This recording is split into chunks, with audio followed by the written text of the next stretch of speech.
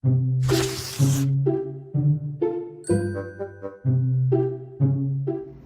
ka ba this Valentine's Day? Single?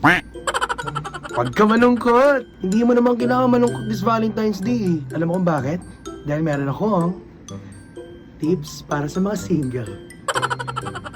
Number 1, date yourself. Kabarangay, kapag dinate mo yung sarili mo, alam mo, pwede kang kumain sa restaurant, pwede kang mag-milk tea, pwede kang magkape, pwede kang magpamasahe, pwede kang magsine mag-isa. Alam mo, it's not a bad thing na mag-isa ka na kumakain or gumagawa ka ng mga bagay na gusto mo pag mag-isa ka kasi ikaw ang main character, ikaw ang bida. Number 2, iwas muna sa comparison. Kabarangay, hindi mo naman kailangan i-compare yung sarili mo sa ibang mga couples, sa mga ibang may jowa. Kasi unang-una, hindi naman kabawasan ng pagiging single. Hindi ka late sa buhay. Tapos tandaan mo, kami kanya-kanya tayong timeline sa buhay, relationship. Kaya ang una mong pwedeng gawin, mute mo muna yung mga friends mong couple. Tip number 3, treat your friends or family.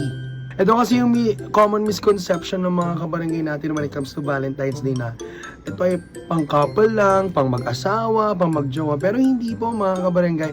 Valentine's is for everyone. Pwede mong i-treat yung friends mo, pwede mong i-date